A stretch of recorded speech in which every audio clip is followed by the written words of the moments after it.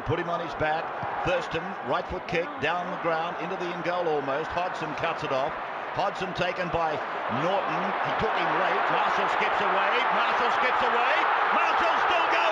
Marshall's got Richards coming up outside. Now inside. Richards pursued. He pushes Johnson away.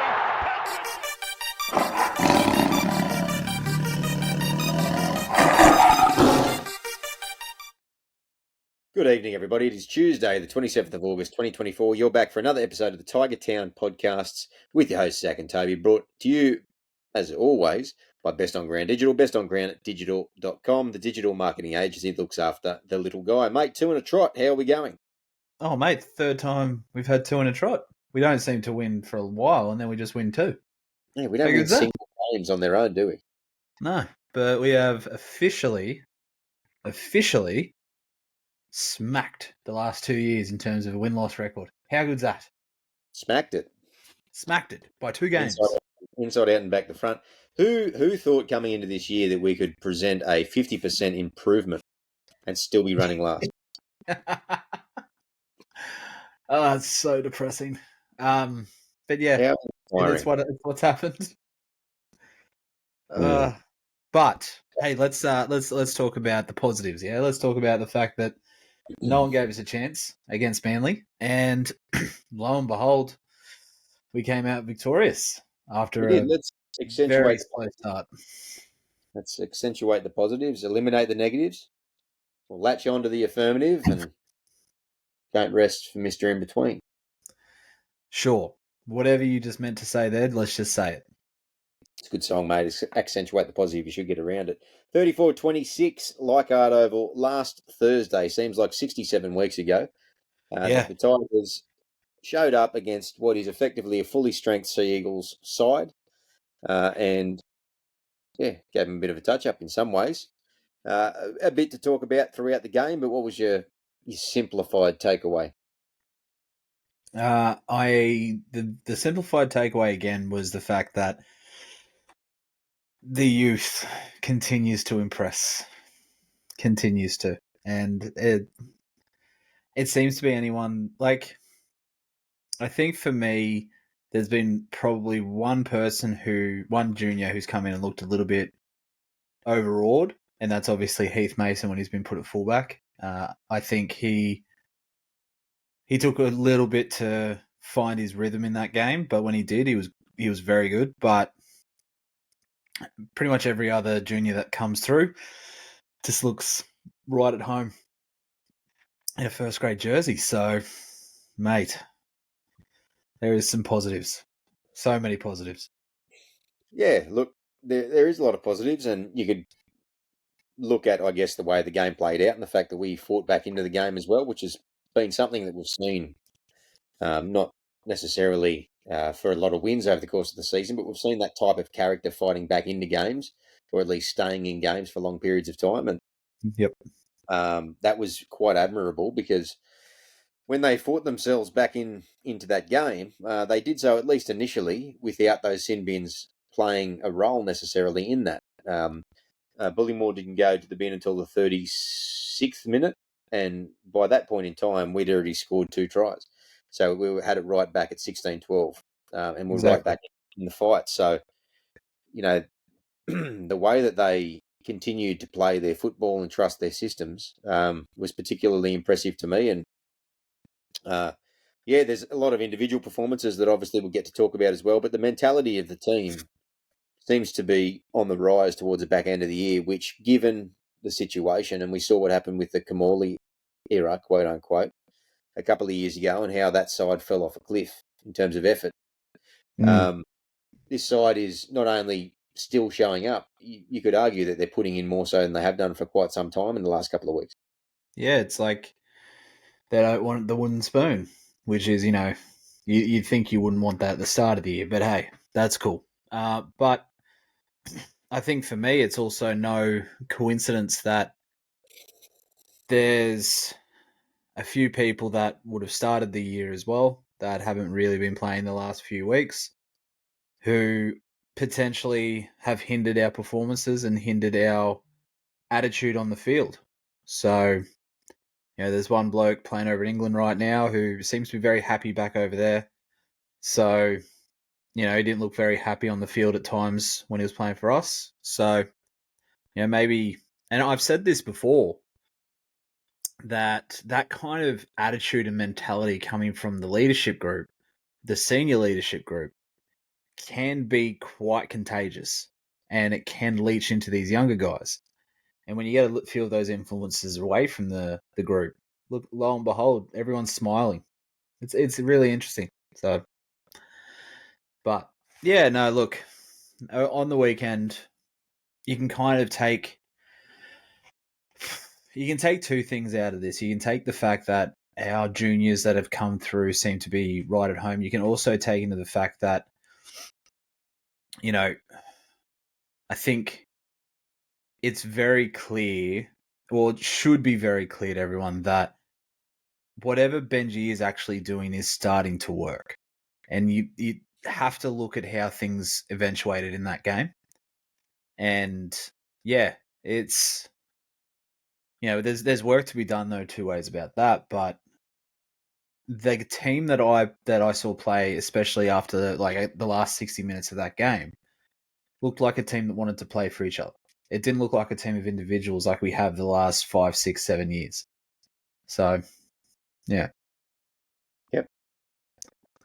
Yeah, I agree. And a lot of it is obviously coming from those younger guys as well. One thing that impressed me in particular, and I noticed it throughout the game, especially early on, and it maintained relatively well, was just the intent in defence. They weren't particularly racing up off the line, but their line speed was strong, quick, and consistent. Something that we usually see relatively synonymous with the top sides and how they pin teams down in their end. Well, we were able to really effectively pin Manly down in their end multiple times without giving away penalties. Now, I know that we did give away a few in the end and a couple of restarts as well. So we weren't perfect in the discipline department, but for quite a decent chunk of that game, I believe that we did that quite well. And again, the intent in the defence tells us what the barometer is for attitude and how they're showing up to the game, essentially. And yeah, not only did they have the speed or the line speed in defence, but they were all there. So everyone was working together with gang tackling and whatnot as well. I think we took someone out over the sideline at one point. Yep. Yeah, And that was great. I think that was Fartape and Alamalo. yeah, Alamalo got him up under the armpit and they dragged him out. and it was just after we'd lost the ball or had Yeah. a meek surrender. So on a fifth, one of the two. I have to go back and watch it again. But yeah, all those little areas that we talk about all the time that usually are most easily seen in how someone presents their defence, either individually or as a team, we're all there. And that was super impressive. And that needs to be the status quo moving forward, though. If this team's half serious about becoming somewhat of a successful side into the future, what they showed, at least on the defensive side of the game on the weekend, needs to be there. Now, structurally, particularly early, there were some issues, and even non-structurally, there's Charlie Staines missed one-on-one. How many times have we said it? That we have to work so hard for our tries, and other teams, Fall they over. fall into tries from a simple miss. Yeah. Or a simple one-on-one miss, which we just never seem to get. And it probably speaks to the quality of the side, though, Staines goes okay at times. He has his moments, but, there was that one with him. There was Alamalo sitting, 2 metres infield when he didn't need to when the numbers were there, which caused a straight try. Completely unnecessary again. So, yeah, it's not to say the defence was perfect, but in the areas of things like line speed and numbers in tackles and all that sort of stuff as well, I thought we were particularly good. Yeah, I think when it comes to that defensive pressure, and this is one that I'm going to, we haven't got to sink or lift yet, but one person that I'm kind of glad he's decided to finish up with a bit more of a oomph about him is Steph. I think Steph had a lot of intent in his Yep. defense. He really wanted to put some hits on, and not even just defense, obviously, in his running as well. He really wanted to run hard, played with a fair bit of enthusiasm as well. Like he wanted the ball rather than just waiting to get it. But yeah, no, I 100% agree. I think there's four. Obviously, we've only got one game left, but it's obviously a big game in the context of things. But that's a big thing to work on in the off season is how to bring that attitude in, week out. And it's a hard thing with the juniors coming through because, you know, they've got to try to reach that level every single week. Obviously, this hasn't seemed to be an issue for Galvin. He just seems to always want to lift, always want to play football. He just loves to play football. But, you know, we've seen instances of like Fatape. We've seen instances of, you know, Heath Mason. I just say that there was a couple of lapses there, but that's just more because, I mean, that was his second full first grade game. And it's things like, how do we ensure that the juniors lift like this every week that we need them to? And that's where the injecting new leadership blood is what's needed. So Luai is going to be huge for that. And I think we still need a few others that can help guide that team that have that in them already. So, well, that's traditionally the challenge with younger players, isn't it? Is teaching them or having them learn the ability to be able to get up for games week in and week out of first grade football. Understanding the intensity that's required and the frequency that you need to be able to teach yourself mentally and physically to be up with that intensity. You know, it's every week. It's not 2 games on, 1 game off. You know, if you're first grade standard, if you're a top 13 or top 17 player, you need to be there ready 25 rounds a year, 25 games a year, 24 games a year, I should say, this year. So, and that does come in time. And as much as we've seen improvement and we've seen a lot of these younger guys that we've spoken about growing confidence, and we all know the names we're talking about, and they're going to play a huge role next year and into next year and beyond. We can't just think either that having half a season of experience in a side that hasn't won many games is going to make them seasoned professionals at the start of next season. And I just want to caution people to be wary, to remember that these guys will still be teenagers starting next year. yeah. You know, Talon, Lockie, Latu, Heath, they're all still 19 at the start of next season, as far as I'm aware. So it's not like miraculously they've become 50 or 100 game footballers. But what it does do, obviously, is it gives them experience and it builds confidence, and wins and performances, particularly together, like we saw on the weekend where things clicked. We see at the moment what confidence is doing to the Bulldogs. Yeah, You exactly. know, you can ride a wave of it. So, yeah, next year we can expect to see some of those guys have some off games, and we can expect to see them come in and out of form too, and that's normal. And it will probably be frustrating, and we will probably, at various points, I dare say, get the shits with some of the younger players and maybe metaphorically throw them in the trash and go, oh, they're no good after all. Let's buy someone else. But they're long-term prospects like any young player is, all of these guys. And, you know, a lot of us, I think, are a little bit still on tenterhooks as to what happens November 1 next year with Lockie Galvin, but there's a lot to play out between now and then. And I think we just need to focus on one, like you said, this last game coming up in a couple of weeks' time, and then focus on looking forward to the off-season and into the pre-season too. Yeah, exactly. I think when you mentioned there, especially playing together and, you know, getting those things clicking, perfect example of that is when Latu set up Seyfarth with that really horrible pass that everyone saw coming. But yet looked at Galvin, and when it went through, Latu looked at Galvin looked at Latu, and they both just fist pumped each other and just like enjoy. That sounds really bad, but everyone knows what I'm trying to get at here. They just got in and they got excited, and they sort of, that's kind of what I envision you meant was that sort of mentality where Galvin didn't set it up, but he was so stoked to be part of that flow that he jumped and he was so excited.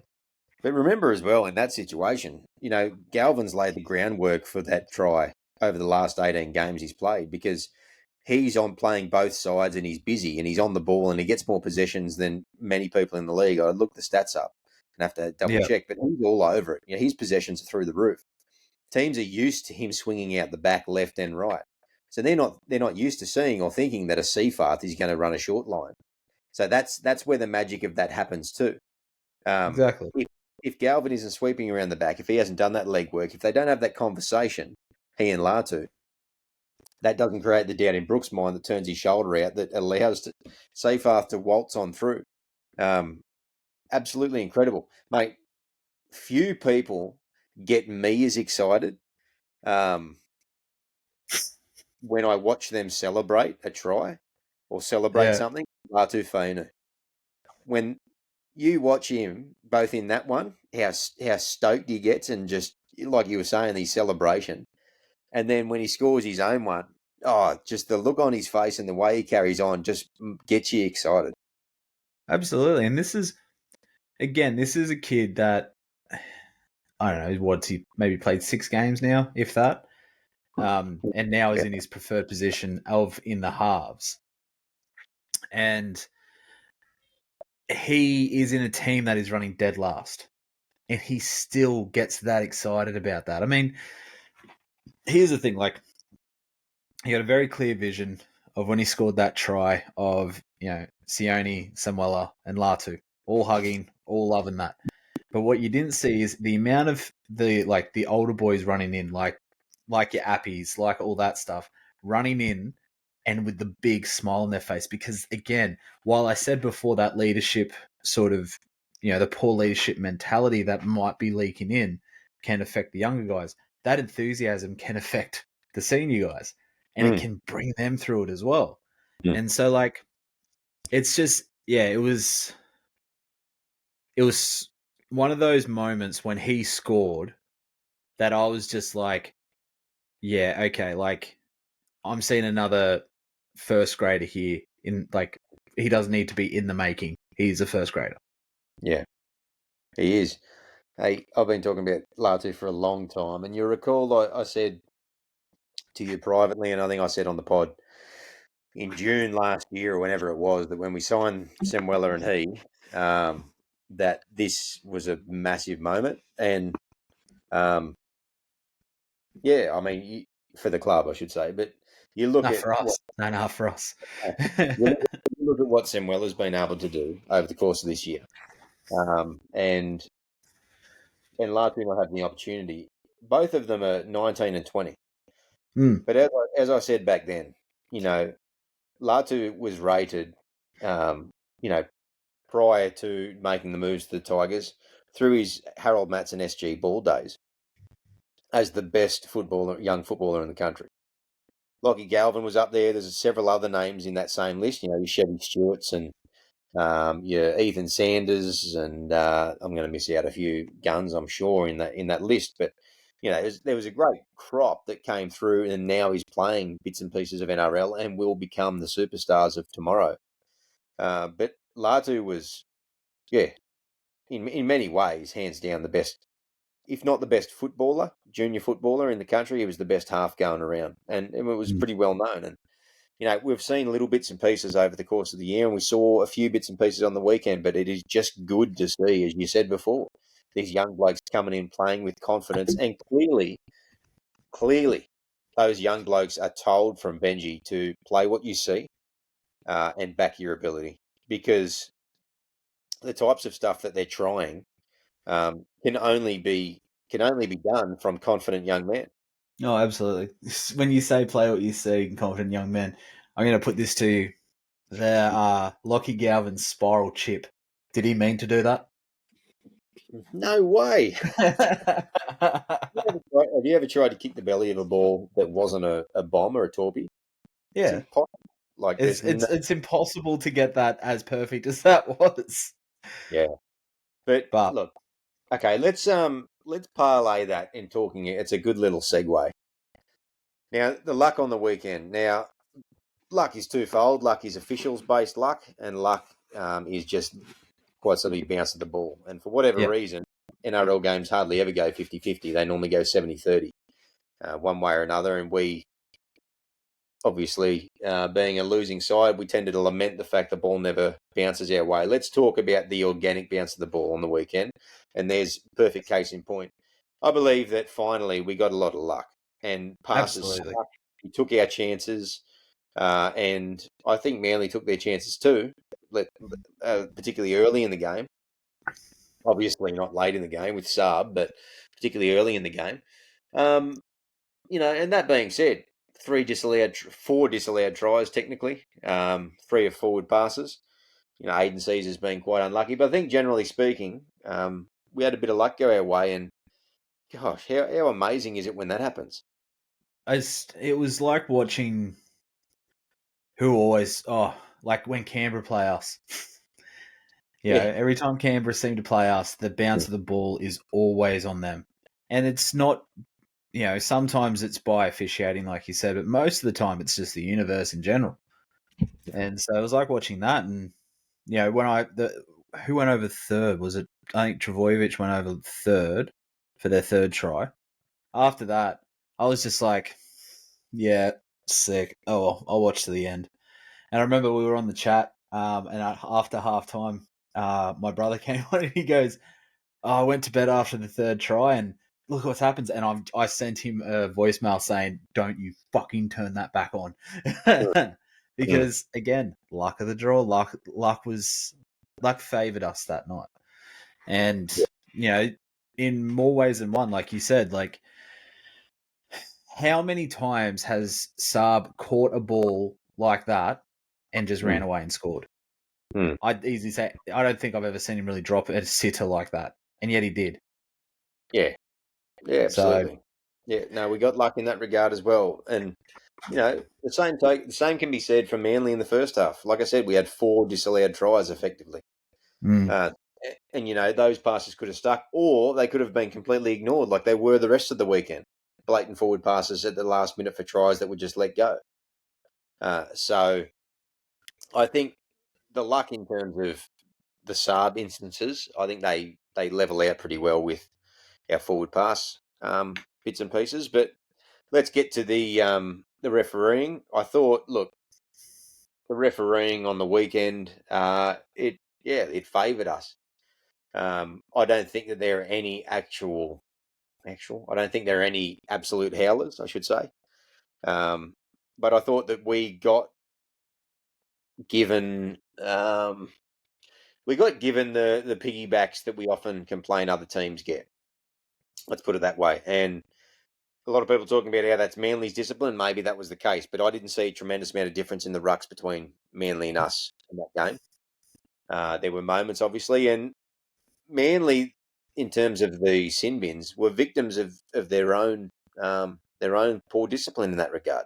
The Ethan Bullimore one was as textbook as you get. There was 6 penalties a row, and Goff had given Manly official warning, and Bullimore held down, and that was a simple sin bin. That's irrefutable. Look, Manly were probably lucky, in my opinion, in the third one. When what's his name? Waddell.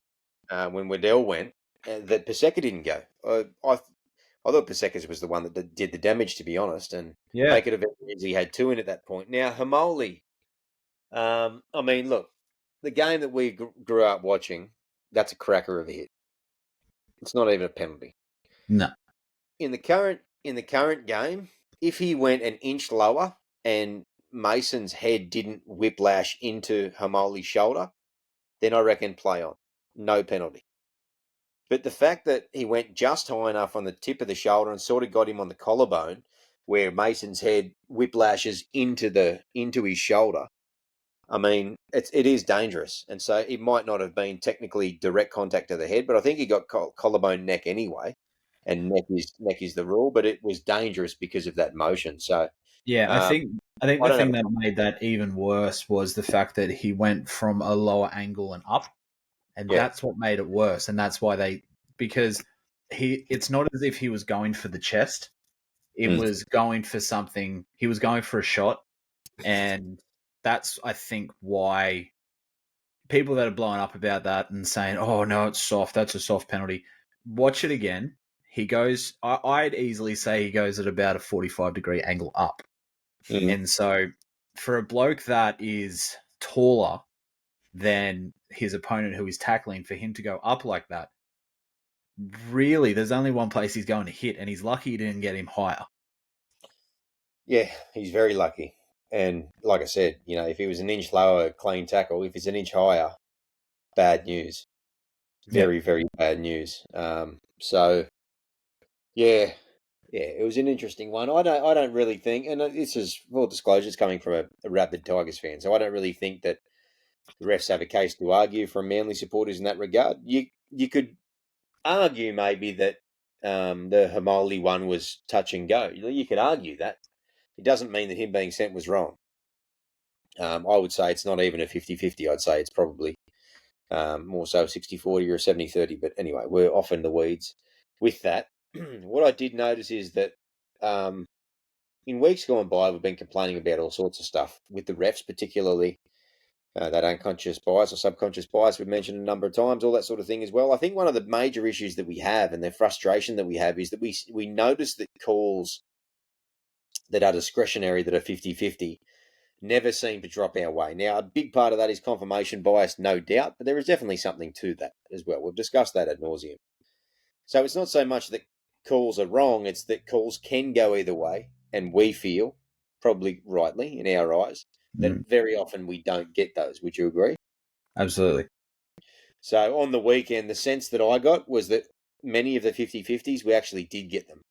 And I think that was the different feeling that I was getting throughout the game. And sometimes it's hard to quantify that because there are decisions made in football matches all the time that are discretionary, and they're not wrong if your team didn't get them, but if your team had got them, they wouldn't have been wrong either. It's a weird one, but those sort of I get what you're saying. Yeah. No, 100%, and I 100% agree. It's something that we've talked to, like you said, ad nauseum about, and it's really something that I put my tinfoil hat on and decided to put a bit of conspiracy theory behind it, but obviously that's just me being me. But I agree. I felt like on that game on Thursday, those little...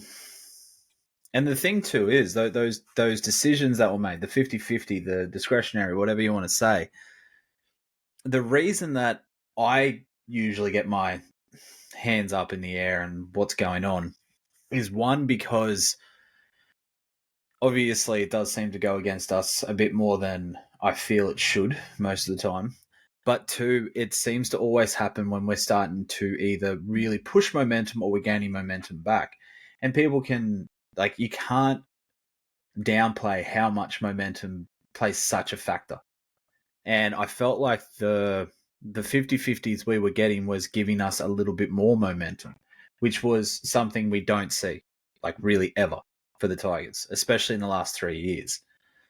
And so, yeah, I 100% agree. I felt like I'm not going to give Goff a free ride. I think that he's had some shockers in the past with us as well, but I didn't see him really do a horrible job. I didn't see him have a howler like the Muppet that refed us against the Cowboys. I can't remember what his name was anymore. Don't care. Butler. It was Butler. Yeah, he's a Muppet. Yeah, he is a Muppet. So, but there's before we get into lift and sink as well, there's one thing that I can segue this into lift and sink, but I'm going to have two lifts. So we'll start that because I got two lifts for you. Huh? You're doing the double lift. Doing the double lift. And it's going to be a very obscure one for the second, but I'll explain it. So my first is... You're breaking the rules on the new segment. Yeah, I'm not. I'm expanding. I'm evolving the rules. I'm evolving them. So my first obvious one is Samuela. Is my lift. He was outstanding. He was so good. When Alamalo went off and I think Spartape went to the wing and he went to the centres. Obviously, they took advantage of that a little bit. But before when he was in his position, he played as well as he could out of position and against a faster opponent. But he was phenomenal in my eyes. He was so good, and then he deserved that last try as well. Yeah, he absolutely did. Yeah, that's one of them. That's one. And the second one, you're going to find this quite funny, is Andrew Johns. Okay. Now, I'll explain this because if anyone watched the interview that he had with Galvin after the game, it was very clear that he was trying to put it in Galvin's head of helping this team build, because his exact words, and I'm probably going to stuff this up, but I'm gonna say it was something along the lines of, how good would it feel to bring this team on your shoulders out of the doldrum? Something along those lines. And he was looking at him dead in the eyes about that. Because if anyone remembers too, Andrew Johns was actually the one that kind of convinced him to stay with the Tigers when he was hence looking somewhere else. Because he said, like, how good would that feel? And he sat there in that interview and literally looked him dead in the eyes and said the same thing. And Gavin was it mean everything. He looked at him like this. Yeah, true. Well, that's still dead in the eyes. He's just looking up. Galvin's about 3 foot taller than Joey. Yeah, 6'3", I think he is. But they're my two lifts. So what about you? I mean, yeah, there was quite a few that played quite well, wasn't there? It's hard for me to go past Latu, but we did already speak about. We spoke about what he did there on the weekend. So with a caveat, and it seems to be an ongoing caveat, but I love what Pole did. The intensity that and I'll add Sione into this group as well, and even Twally a bit on the weekend, but what the bench is doing lately, more appropriately, is they're really upping the tempo. And as you mentioned, Steph, before, even Clemmer played well. Yeah, ran for 100 and, what am I reading, 114 metres? Yeah, and so Fanua's really upped his intensity in the last few weeks since coming back from the ribs. And you can see it in the way he gets between defenders. You can see it in the speed of his play the balls. He's looking dangerous. He's breaking tackles. He's looking to offload. And look, the Appy Coruscant first try was off the back of a rampaging Fanua run with a quick play the ball. And that's what he can do. The caveat is his defence is still a gigantic concern. And we saw it plain and simple in when Bullymore sliced through and set up Turbo. Yep. The thing about Fanua's defence is it is costing us, if not a try, it's costing us territory big time every single game. And it's not always blatantly obvious because it's in the subtleties and some of the things he does. Sometimes he's a half step back. Sometimes he's a little wide or a little late to cram in or whatever the case may be. Maybe he goes the wrong way from marker because he's not concentrating. But his defence needs work. It absolutely needs work. And so for me, his defence is not starting prop worthy at the moment. And he's going to need to find it because I think we can all agree that he's, at the very least, in with a pretty damn good shot at being starting prop at the start of 2025 season, stepping into the breach that Steph has left, even though, we do understand that hopefully we are on the lookout for another experienced prop, and we do have the likes of Twal and whatnot in the side too. So, work to be done there, but I love the intensity that he's bringing and to a lesser extent the other boys off the bench as well, doing quite well. No, I agree. Sink. Who's your sink, mate? Aiden Caesar again. Yeah. He's not doing what we need him to do. Hmm. His kicking game is off. Not almost consistently. Like, he's had one or two nuggets of gold in the last 4 weeks, but that's it. These bombs that are falling at the 40-metre line. Why? Yep. And you remember on last week's show, I was talking about his kicking style, and you could see it plain as day. It was very early in that game. They were getting up over the 30-metre line in the first couple of sets. I thought, oh, great, here we go. So we lose territory straight away. It's particularly his long kicking game is my concern. They don't go high enough, and they don't go long enough. They're sort of mediocre at both of those elements, and they end up just, as you said, they float, they land on the 25, 10 to 15 metres, run back, and teams are consistently starting on the 30, 35-metre line easily without much effort at all. So it needs work. What we found the long kicking game was improved when Galvin took over the kicking, and he was booting it higher. So I think they were landing in similar zones, but there was a lot more time. So we were getting to them. And I think it helped that we're having a bit of a roll on as well, and as to where we're kicking from, and we were kicking from the 50 or from the 45, which helps. But I'm in agreement with you on Caesar. I'm not going to present an alternative there. He's suffered a shoulder injury on the weekend, and Hopefully he's that's him out for the season. And in a bit, I think Benji mentioned that, didn't he? That he was rubbed out for the season. Potentially, I don't know. And we're yet to have confirmation on his contract status for next year. We know that he does have a mutual option, but we haven't had confirmation as to whether that's been taken up on that. I've heard a few things that was mentioned, but I haven't seen. I heard Benji say that they're having chats. That's all I've heard. Mm. So, but yeah, no. Look, start of the year, I think we were both in agreement that he was playing well and he deserved. Like, if he kept this up, I would 100% re-sign him as a backup for Romy. But no, not for me anymore. No, I think in all honesty, we've probably I watched a bit of that. I watched the highlights of the New South Wales Cup game, and if I'm being honest, I thought Naden actually played better in the halves than Caesar did.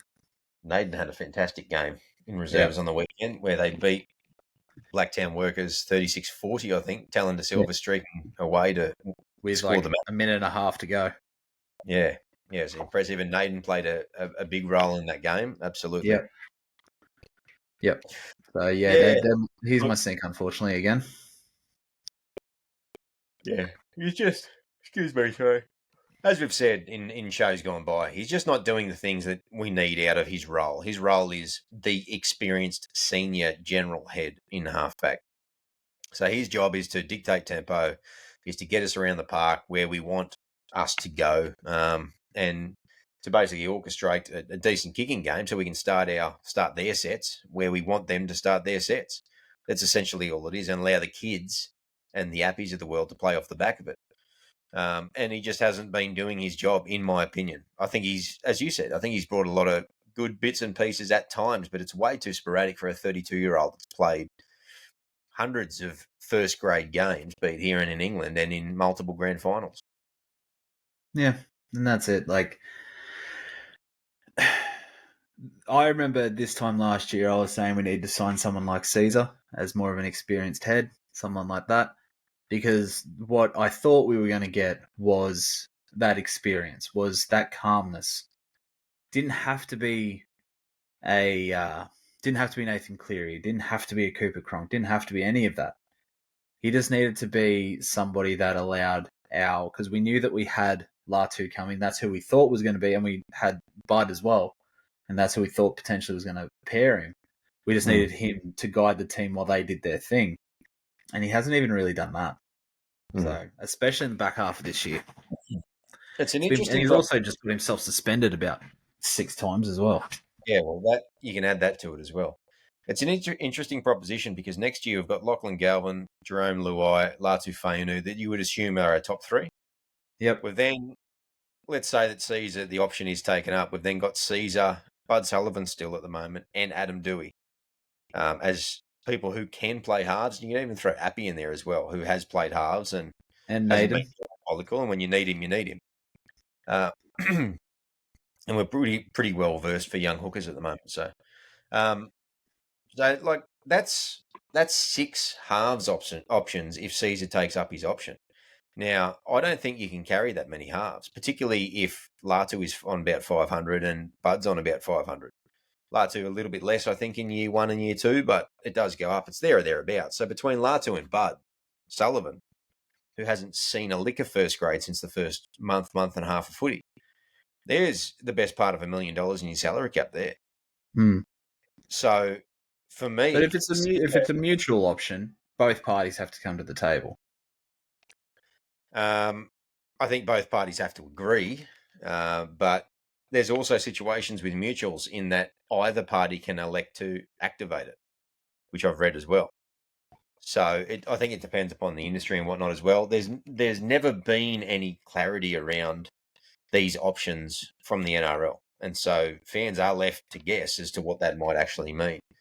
I've read that both have to. I've read that one party alone can activate it. So it remains to be seen. But what my guess would be is if they've got confirmation, or once they've got confirmation that they can shop Bud on, they would be happy to keep Caesar, because I think in that situation, 5 halves is what you need. And you've got an old busted, broken down Dewey who's been playing like busted.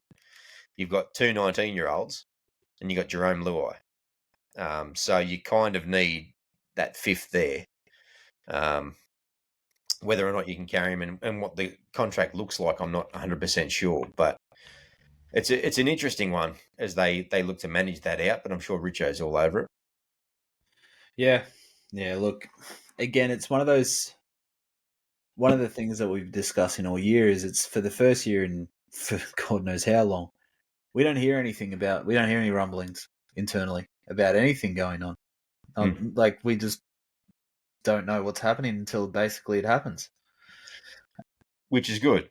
Oh, it's good. It's definitely frustrating because you want more news, but at the same time, you don't want every man and his dog to speculate and use us as leverage.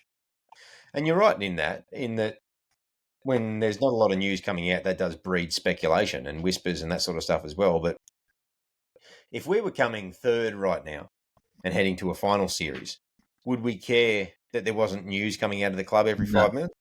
No. It's because we're all desperate for news that suggests we're about to turn things around. We're all desperate for improvement, and we think that signing news, can be a bit of a wellspring of hope that we will get that improvement. That's why we yearn for it. That's why we desire it. So, and rightly so, I guess. But yeah, it's an interesting one when it comes to that, because a big part of me, I've said before, I get torn between both wanting to find out what's actually happening behind the scenes and wanting a bit of news and gossip, and also recognizing that a tight ship doesn't sink, or a sealed ship doesn't sink. So, yeah, I know. I guess we just have to wait and see. We just have to wait and see. I mean, we got that when Skeleton signed. We got that little notice that more signings were coming, and then it ended up being New South Wales Cups players. But that's okay. It was also suggested it was going to be that because they did mention the fact that there was depth coming. Yeah, that's true. So you could read between the lines, and that was probably their way of not having a repeat of the women in league jersey debacle, where everybody got really excited for some actual news, and it was a new women's jersey for a one-off round. Yeah, nice-ish jersey, but that's not the point. We're a desperate club, desperate fan base that want good news. So that's where it comes from, which is all understandable, mate. Speaking of rumours, innuendo, and all of the above, here are some names for you that have been thrown around lately. Corey Horsburgh, Jack Bird, Royce Hunt. As of today, Kobe Hetherington has been thrown around. Any of those of interest to you? We know that you don't mind Royce Hunt, but very limited player, big Hunt. Yeah, I love Royce. I've mentioned this on the pod a few times. I feel like we need to go after him, and lo and behold, the speculation came out. It's, again, how much of this is legit? Probably none of it. It's all probably, the whole, apparently we met with Jack Bird. The actual real scenario is probably Benji bumped into him at a coffee shop once. That's it. And maybe it wasn't even this year. That's what the media do. Take a little thing like that and blow it up. The other thing to remember with that as well is that we've known since the moment that Shane Richardson walked in the door that everything's sealed up. So we don't talk about recruitment. No. And it's been the case. And we've pointed out before that all of the signings that have come the actual news has come out really before any major whispers or anything, or any journos are onto it. So the suggestions that we might be doing this or we might be doing that are probably more, I would say, linked to the fact that the player managers love to do what the play managers love to do. And who do they know is a club who has a lot of money at the moment? It's the West Tigers. And we've been in a situation before where we're often used in that scenario for a number of reasons, whether it's to publicly let other teams know of their clients' values. Oh, the Tigers might be offering Jack Bird 400 over 2. And then if a club like Newcastle hear that and they might want a Jack Bird, they might go, oh, maybe the time, okay, that's what we're at. Can we afford that? Starting that sort of stuff going or whatever the case may be. I reckon it's player managers. Yeah, So wouldn't surprise me. Especially if Isaac Moses is involved. Yeah, he's a shocker, but he's not the only one though. No, he's not, but he's definitely probably the worst at it. Oh, he's up there, and let's just hope that he continues to annoy the Galvin family so that they find a better manager. Just go to Mario. Mario will take care of you. Tartak. Yeah. You're endorsing Mario. He's already got quite a few of our young guns in his stable, mate. You don't want to get a monopoly there. Yeah, but he seems like a good bloke. Does he? I don't know. I have no idea. I've never actually met the bloke. I've never seen him talk. Ground sport management. Yeah, he's got some good players in his stable. Seems to look after him though, from what I can see on his social media. Checks in pretty well. Anyway, what are we doing? What are we doing complimenting player managers? What's wrong with us? I don't know. Braithen Nass is one. Let's not compliment him. Now, if we go back to those players that you mentioned, yeah, that's what I was about to go mentioned. Back. Yeah, I mentioned either a while ago now, probably about 6 weeks ago, that I would go after Bird when he got put on the market. If that comes to fruition, he's my starting lock. I think that is without a doubt. He is my starting lock. I want Royce. I think he's a front rower that we could desperately use. I don't want Horsburgh, and I don't want Hetherington. So that's how I'm landing on those 4. Let's say legitimately those 4 are actually being looked at. Most likely not. But again, we're all talking about speculation here. So what about you? I felt, look, in terms of Hetherington, I felt very similar to you initially. And then I started reading a fair few opinions in regards to what people thought of him as a player, and then reading up on his stats and that sort of stuff as well, and thinking back to when I've watched him, because he's a very forgettable player in some ways, with the greatest of respect in that Broncos side, because they're a pretty star-studded forward pack, and he's just a bit of an honest toiler. But what I do remember is he comes on, he plays with a fair bit of intensity, KB Hetherington, and he's a real competitor. And in that regard, there was a few comparisons between a Liam Martin Light, like an Ethan Bullymore, like those types of players. And if that's the case, then yeah, for the right price, I'm happy with someone like that, provided that we can make the space available in the squad. Because I think that fringe first grade player who's played 30, 40 games and has shown enough that they're ready for first grade. I'm not necessarily talking starting position or anything at the minute, but I think they can add something to a competitive squad over a couple of years in terms of intensity and stuff as well. I like the thought of a Royce Hunt as well, simply because, unfortunately for me, I'm just a giant sucker for impact. Yeah, you are. That run hard. You like people that run off the back fence. I love them, and I don't think I'm alone there. No, you're not. The thing that concerns me about Royce Hunt is just his work rate. So the most that he's played all year is 39 minutes. So he hasn't played the entire. Yeah, he's stuck behind a pretty good forward pack to begin with. He is, yeah, exactly. And a lot of that may be partly because he's played the vast majority of the games this year off the interchange bench. In fact, he's played, how many games he played this year? 18, I think.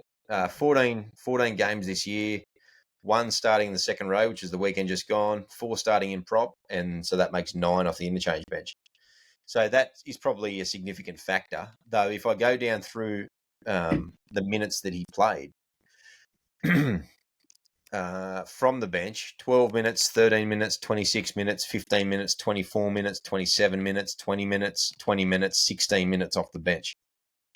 Now, the reason that that's a concern is we're looking for a replacement for our starting pack-leading front rower. And Steph and Clemmer both regularly play low, mid, upper 40s, even into 50 minutes on longer stints. Mm. So there's a big gap there. Now, does Royce Hunt, who is 29 and 114 kilograms, does he have the capacity at that age and that stage of his career to be able to increase his motor, given that he's just about 30?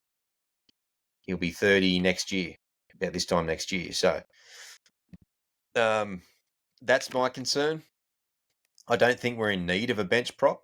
So if we're looking at the likes of Polle to come up and play starting prop, that's great.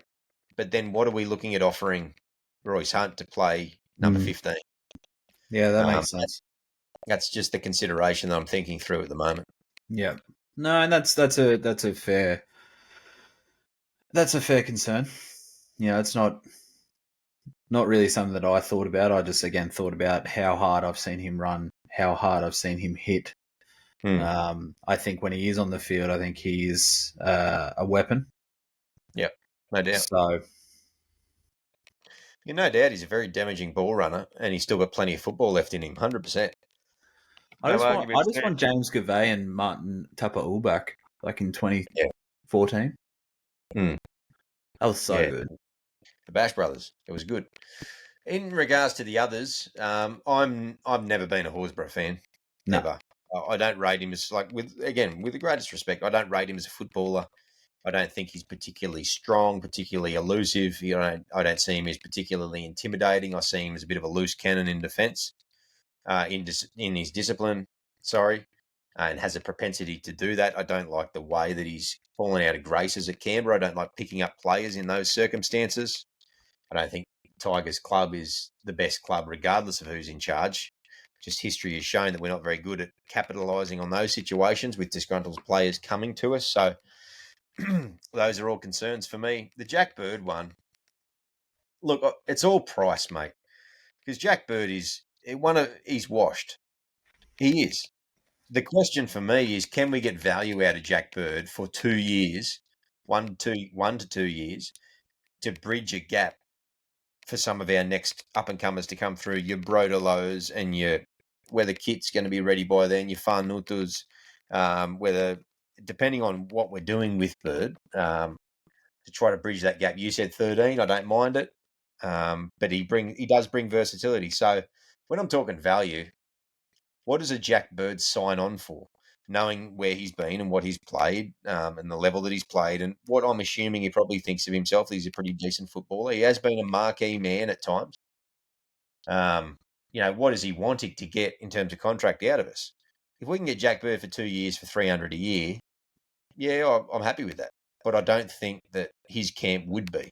I think he'll probably consider that a bit too low with where he's at, but I think it probably speaks to what he has to offer at this stage of his career. Stop putting out all these really good points. It's very annoying. You're shattering this little bubble I have. Okay, here you go. What is the ceiling that you'd be willing to pay for Jack Bird? Now, you're putting yourself out on a Trump stage here. A couple of shooters on the roof. Don't say the wrong thing. It's all right. My ears are covered. 450. 450 is max. Okay. And you'd be happy with that? I'd be happy with that. 900,000 a year for 2 years. Okay. Now let's say that we can't get rid of Sullivan. You still happy with 450 for Jack Bird? Yeah. Okay. Cool. Now the salary cap's every bit. The reason, and this is one reason. I just want to go back to this. The one reason why. Say it in 2 secs. I'm just going to say that the salary cap's every bit of 11.8, 12, I think, like ish. Let's say it's 12-ish. That's $500,000 for 24 players, if you want to go that way. But obviously the balance isn't out quite in that regard. So we can assume that the average salary, if everybody got the same in top 30 alone, not development, because I don't think that comes in under cap, or maybe it does. I need to double check. Is around that low 400s, 430-ish, 420-ish would be my estimation. Would be an average salary for a top 30 member. So that just gives a bit of context around the number you just put in there. Yeah, I'm still comfortable. Yeah, no, I know. I'm saying that 450 sounds high to me. But if we average out the the amount of salary cap that's in there, knowing that there'll be some higher paid players, and some lower paid players. That's where it sort of sits. Yeah. So justify with Bird on 450 a So year. the one reason why, and this is, and again, for me, it comes down to attitude as well. Watching the game on the weekend, the Dragons versus the Sharks, Bird tried to be in everything. His defense was good. But the thing that really stood out is when he scored that try. I don't know if you watched the game or the highlights, but he basically shifted it. He was the reason that it shifted out wide. They created the overlap. And then I think it was, can't remember the winger's name, whoever the winger is. It wasn't Lomax, it was the other winger. Put a little kick on the inside. The only person chasing that from the Dragon side, and this is a team that has Ben Hunt in it, who is like a dog with a bone. He chases everything. The only person chasing that was Jack Bird because he wanted to win. His mentality was, I want to win. Now, I think that there for me is very valuable, especially with these juniors. Now, you're sitting there saying that he's bridging that gap for the next generation coming through. He could also be bridging that gap in terms of mentorship as well. I agree, and I think that's a big appeal because Benji played alongside him, I think. Jack Bird came there the year after Benji left. Oh, did he? Okay. Yeah. Was Benji at the Broncos when Bird was at the Broncos? No. Okay. So, actually, Bird might have been there in the juniors and the Dragons. Might have been. I was thinking of the Broncos. When Bird went to the Broncos was the year that Benji came back to the Tigers. Yeah, right. Okay. I'm going to marry all those things up. No, Bird was a Cronulla junior originally. I'm pretty certain it was Dragons junior. Cronulla poached him. I'm pretty certain he was Cronulla and then Dragons poached him. Let's have a look. You might be right. I remember there was a big blow up about like him going back to the Dragons was going back to his roots. Okay. Maybe that's where I got confused. So he left. Yeah, you're right. Yeah, you're right. Thought so. George, and then went to Cronulla and then came back. Came back. Cool. Yeah. Yeah, I think he played for the Broncos for maybe 2 games in between that. You should see a photo of him in Toyota Cup. He looks completely different. That's incredible. There you go, Jack Bird. But yeah, out of those 4, though, I'm sticking with my choice. For me, with the Hetherington thing, what you said there was, he's has intensity. He's off. His work rate's high, and he runs with intent. Right now, you just described Alex Seyfarth. I don't want another Alex Seyfarth. Give me another dimension to him, and I'm happy. But I see Kobe Hetherington as very technically gifted footballer. The way he tackles, I haven't watched enough. I haven't watched enough of him to know that. Yeah, I'm a fan. It's just a very small sample size, and over the course of the afternoon, diving a little bit deeper into it, I would be happy. Once again, it always presents as value. So if we can get him on good value, then absolutely, because I want players that are tenacious, and I see him in that mold. I keep coming back to Ethan Bullymore for whatever reason. I keep making that comparison. I read somebody compare him to Ethan Bullymore as well. Yeah, well, there you go. I'm a fan, and then we can compare them to the Liam Martin types. Not so much in the eyes rolling into the back of the head, mayhem, Gordon Tallis approach, but more so just like lunatic, which we all love as Blues supporters. But more so that Liam Martin is in everything, and he's a million miles an hour, and he won't die wondering. And I see that in the likes of a Hetherington, come to think of it, and Bullymore, and there's a lot of other players around the league that do that. But if I think in terms of what are these players, they're not really second rowers, but many of them are playing second row. One part lock, one part they're just forwards basically. They go. So there's a competitive edge there, and I think maybe a sneaky signing or two like that might be, if they're done well and the research has really dove into the backgrounds behind these players and what they can genuinely bring, might be the secret sauce that actually allows us to improve. It's not always the big marquees and the Jerome Luai's, amazing signing as that is going to be for us, that make the change. I think it's these not so much Moneyball signings, but they're very astute signings, right on the periphery that, picking up a few handy players here or there. By the way, Moneyball, great movie. Great movie. Yeah, fair film. Yeah. Mate, did you want to talk about anything else from that game on the weekend?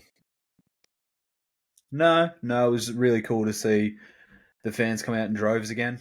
Actually, it's pretty funny. We had a win. We had a good win, and Buzz still found a way of trying to drag us through the mud again. I don't know if you read it, but he had a go at Leichhardt Oval as a whole in terms of apparently an ATM went down and people couldn't buy booze or something like that. He had to find something. Oh, that'd be right. Can't stand that old bastard. And the media were all over the sin bins and all that sort of stuff as well. No mention the fact that we've gotten 15 sin bins this year and that, were those legitimate? Oh, no, it doesn't matter. So. No. Yeah, do yourself a favour, mate, and steer clear of articles written by that old fella. No, he still draws me in. Bastard. We've got a bye this week, mate, and then we've got officially Spoon Bowl, Campbelltown Stadium. It'll be on Friday, the something of something. What's it going to be? Yeah, that's a date. I can't even pull up my. So what's the 6th? 6th, is it? 6th of September? 6th of September at 6 now, p.m. We're not going to preview that because obviously that's part of next week's show. But very, very exciting. Weird. Again, a weird time to have a bye. Back end of the year. Yeah, well, the Warriors have a bye next week. So their season officially ends today. This week, sorry.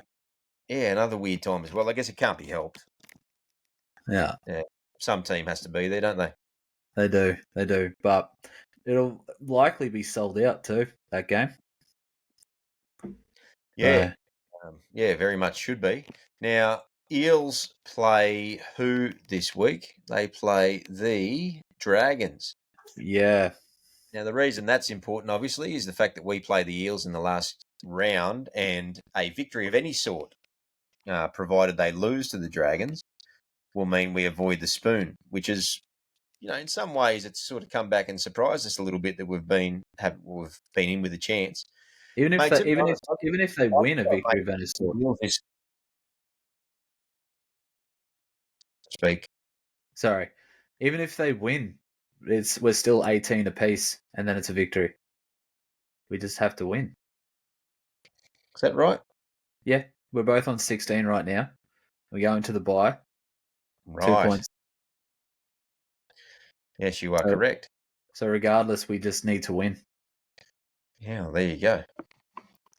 Okay, interesting. So it's possible that we can get 20 points for the year, which 3 buys in there doesn't really count, but that would be 7 wins. So as it currently stands, we're on 6 wins for the year, and we're in dead last. So as we made the joke before, we've won 50% more games and we're in dead last. If we were to win a 7th game in the final round, can I ask you, we're essentially guaranteed, barring some unforeseen circumstances, we're guaranteed to finish 16th.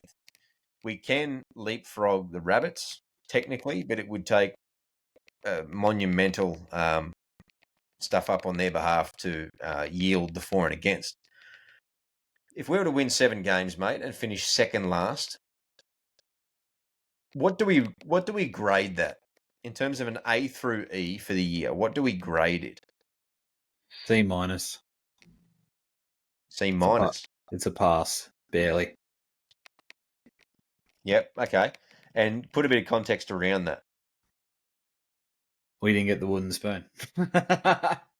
We won almost double the games that we did the last 2 years prior. And that's the incredible consideration, isn't it? Should we be judged on how we go this year compared to last year, or should we be judged on how we go this year independent of last year?